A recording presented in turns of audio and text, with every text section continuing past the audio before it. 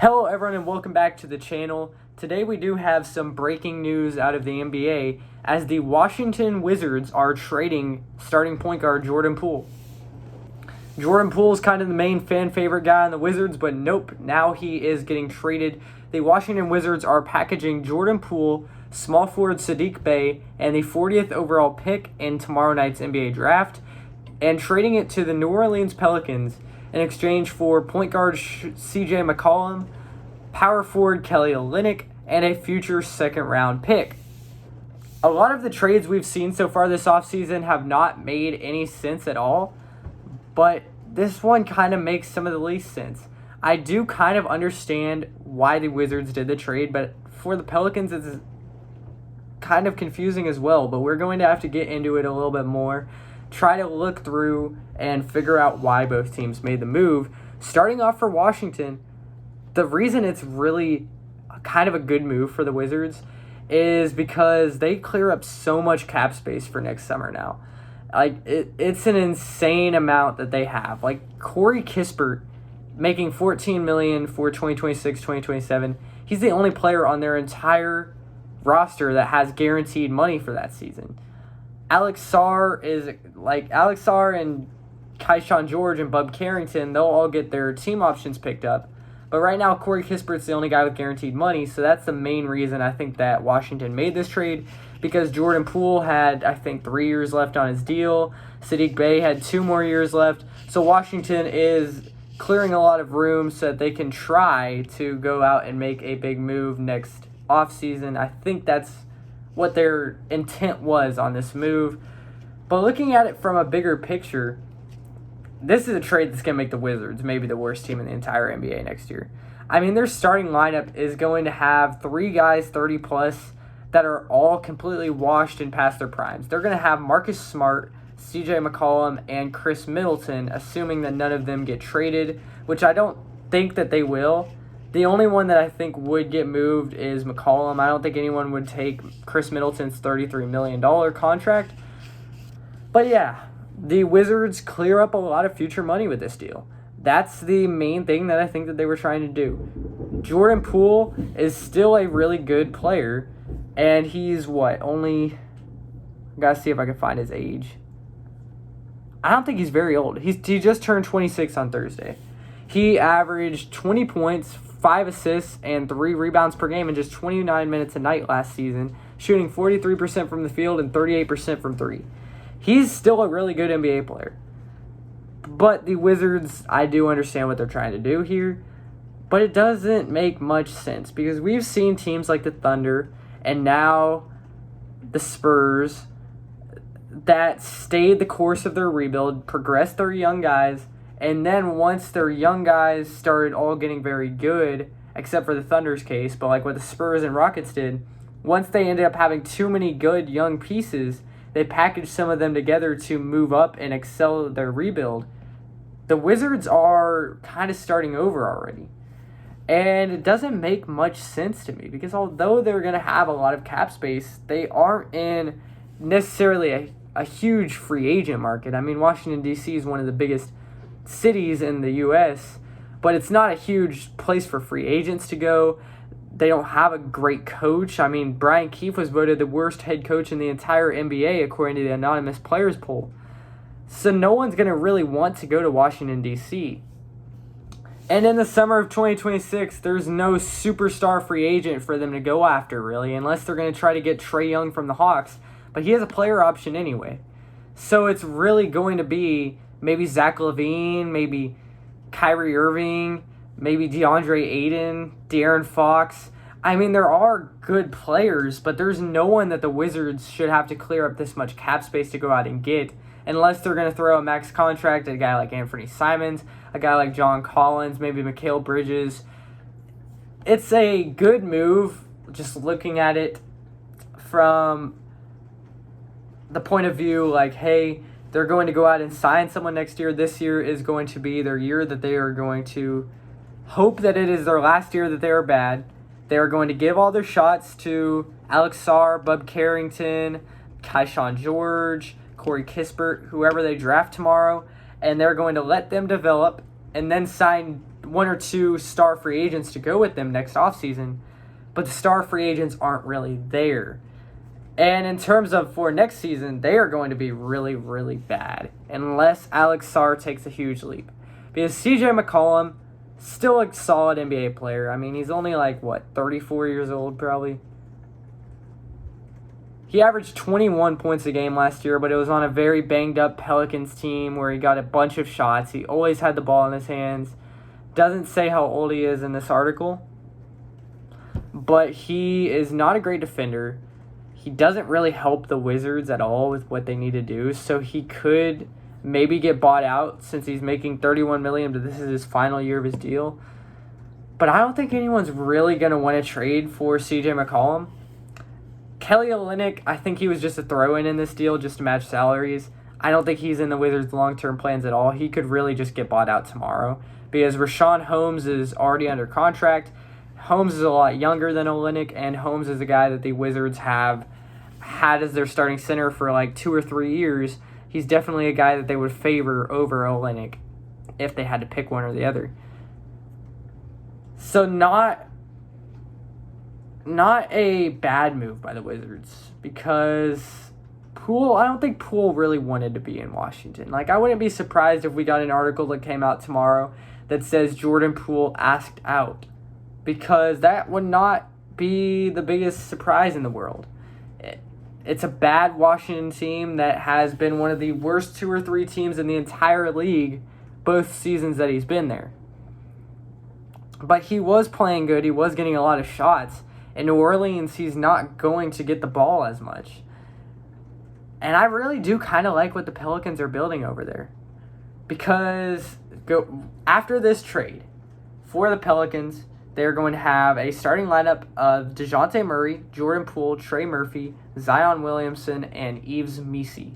Then off the bench, they'll have Herb Jones, Carlo Matkovic, and Saddiq Bey. A lot of people are forgetting that Saddiq Bey is a guy that scored 50 points in a game for the Pistons, and he was averaging 15 points a game for a season with the Pistons as well. And the Wizards signed him to a deal last year so that he could recover. 3-year contract. Then he had his torn ACL, so he was out for the entire year. But he's a guy that I really think can help the Pelicans off their bench, honestly. He's a really good scorer. Defense is questionable. His playmaking abilities aren't there, but he's a scorer. He's going to help the Pelicans. Looking at this trade for the Pelicans, I kind of do like it. I mean, they already have amazing defenders on the perimeter. DeJounte Murray is one of the best point guards in the league on defense. Herb Jones is a top 5 perimeter defender in the NBA. Trey Murphy's a pretty good 3-and-D guy. And Jordan Poole is a terrible defender, but those 2 or 3 guys kind of cover up and help him out defensively. And with their depth, if he sucks in a game and he's also not he has 10 points and he can't do anything defensively already, they could just sub in Herb Jones and have a better defensive-looking lineup. I do like what the Pelicans are doing with their depth. They also get Saddiq Bey, which, like I said, great scorer. This team is going to be really deep next year, and I kind of like what they're building. I do think they should have kept McCollum, though. I think CJ was a good fit on this team, honestly. But they still have some money. I'm pretty sure. And they still have Jose Alvarado. They still have Jordan Hawkins. They still have Bruce Brown, Brandon Boston Jr. This team's not in a terrible spot. But they're definitely... I still don't think that they're one of the better teams in the West next year. You still got ahead of this Pelicans team. The Rockets are definitely better. The Thunder are definitely better. Spurs are better.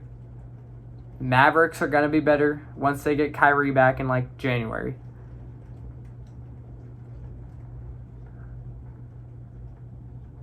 I think the Kings might be better, especially if Zion's not healthy all year next year.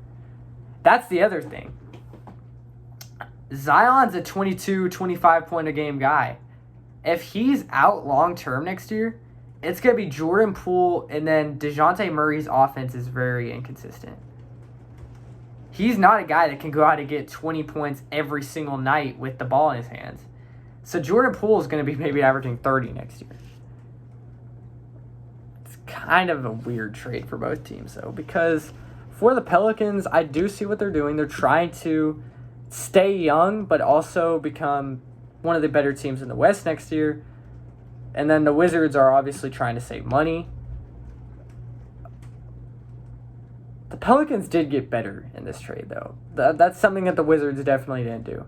I feel like Poole has potential to be the better player next year, and he's obviously got a much higher ceiling over the next 2 or 3 years than McCollum does. And then Bey is a better player than Olynyk if he comes back as good as he was pre-injury. So not a bad risk from the Pelicans. They didn't have to give up any picks to get Jordan Poole, except for a future second rounder. So not a bad move there from the Pelicans, but for the Wizards, it's really going to be a TBD based on who they're able to sign next offseason. Because right now, this move does not help them at all in the present and the future. They're not getting any assets. McCollum is on the last year of his deal. He's not going to get anything in the trade market. Olynyk's definitely not. He's making $14 million, and he's had one of the worst years of his career last year. It's really just going to come down to who they can sign next year with all that money that they're going to have. Because this team is going to be terrible next year. This Wizards team might win 15 games or less. They have CJ McCollum, Marcus Smart, Chris Middleton, Alex Sarr, and whoever else. That team is not going to win games at all. That might be a bottom 5 starting lineup in all of basketball over the last 15 years. That's down there with the Charlotte Bobcats. Alex Sarr, though, is a bright piece. He is a really good 7-footer, very skilled, but he did shoot 39% from the field last year. And you can't have that from a 7-footer. Yes, he's going to develop. Yes, he will end up being better than he was this year. But that is definitely something scary for the Wizards, having a 7-footer shoot 30-something% from the field as a rookie. But honestly, not a terrible trade for either side. Like, it's not a move that's going to set back either team by 10 years unless Jordan Poole comes in and turns into an all-star in New Orleans. Then the Wizards are going to really have made a mistake. Because I still think that Poole could have been a good starting point guard with the team. But I do kind of feel like this is a trade that he may have asked for. I don't know. For the Pelicans, I got to give it a A-. They get guys that are under contract. They don't have to pay McCollum like they were going to have to. They don't have to do anything about Kelly Olynyk's salary because it's already off their books now. And they get a lot deeper. They just got hopes Island doesn't get hurt. And they have 2 first-round picks tomorrow. That is something very important. They have 7 and 23. They can really help this team get even better.